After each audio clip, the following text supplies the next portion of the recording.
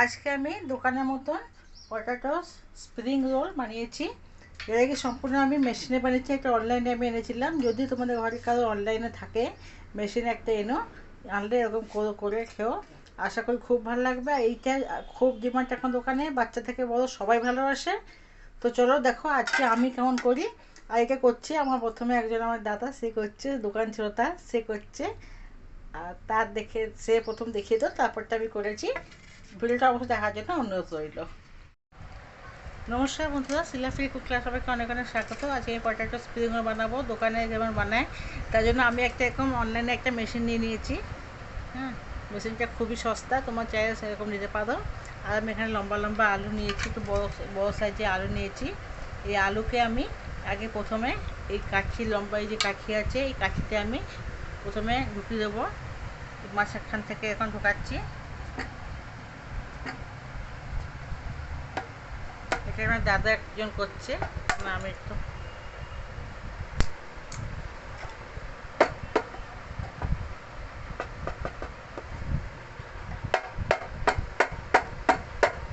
সে দোকানে, তার দোকান ছিল, সে দোকানের মতন দেখাচ্ছে তার জন্য ঢোকালো।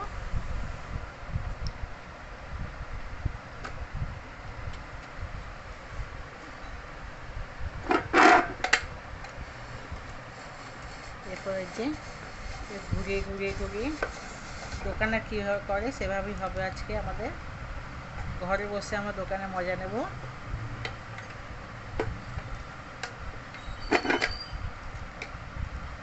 যাদের বাড়িতে মেশিন আছে বা মেশিন কিনতে চায় অনলাইনে, বাচ্চা তো সবাই পছন্দ করে এরকম, ঘরের বাচ্চা থেকে বড় সবাই পছন্দ করে ঘরে খাওয়ার জন্য। তা সেও এভাবে বসে দোকানের মতন, এর দোকানের স্বাদই পাওয়া যায় পুরো দোকানে, মনে হয় ঘরে বসে দোকানে খাচ্ছি আমরা। আর খুব সহজে কোনো বড়শিতে বা ছুরিতে করার অসুবিধা নেই। কি সুন্দর হয়ে যাচ্ছে দেখো।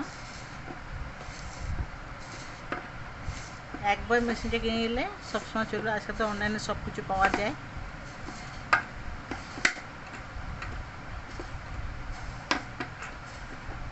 এই যে হয়ে গেল, বার করে দিল। এবার এবার আস্তে আস্তে করে কি সুন্দর করে আলাদা করে লম্বা করে নেবে।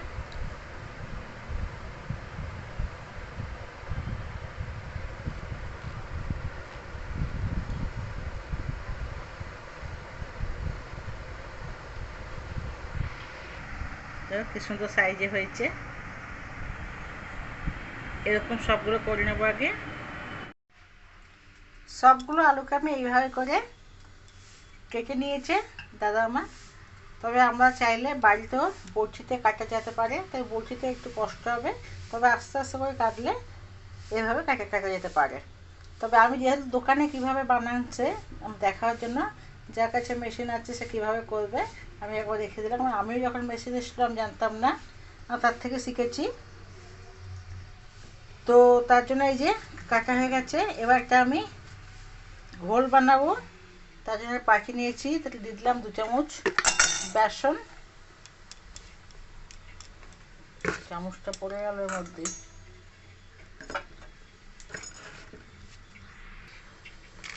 2 চামচ বেসন আর দিলাম 2 চামচ এখানে কর্নফ্লোর পাউডার।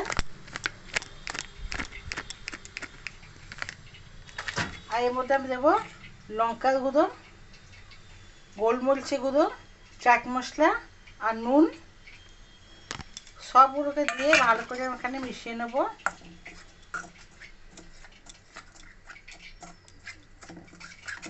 এরপর একটা পাতলা ঘোল বানাবো।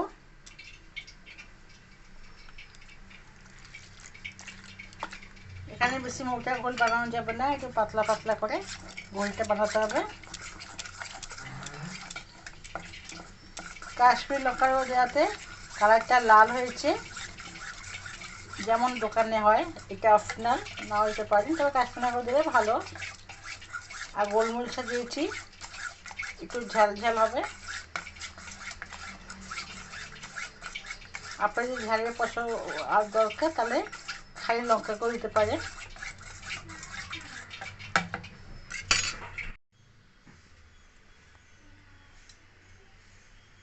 ঘোল হয়ে যাওয়ার পরে ঘোলটা এরকম পাতলা করলাম, বেশি ঘন করা যাবে না। এরপর একটা আলু নিয়েছি এবং ঘুরে ঘুরে চারিদিকটা আমি এবার এই গোলটাকে লাগিয়ে দেবো।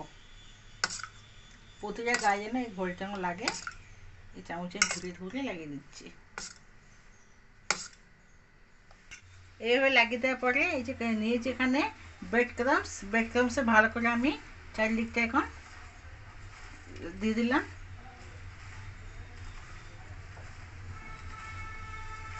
এরপর আমি সাদা তেল এখানে কড়াইতে বসিয়ে দিয়েছি। সাদা তেলের মধ্যে আমি এটা দিয়ে দেবো।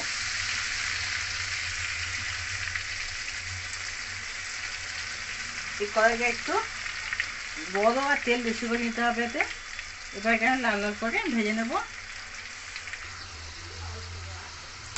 এবার লাল লাল করে ভেজে নিচ্ছি। দেখো এই যে কড়া করে ভেজে নিয়েছি, কি সুন্দর লাল হয়ে গেছে।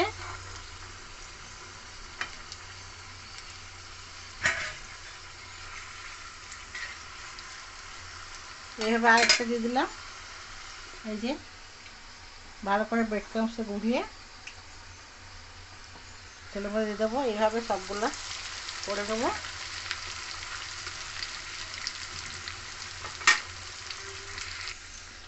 দেখো একটা ভাজা হয়ে গেছে, আমি এখানে ভেঙে দেখাচ্ছি কতটা মুচমুচে হয়েছে। দেখো সব ধরে বুঝতে পারছো কতটা মুচমুচে ক্রিস্পি হয়েছে। শোনো শব্দ শোনো। সবকটা পটেটো রোল এখানে করে নিয়েছি। পটেটো স্প্রিং রোল সবকটা ভেজে নিলাম।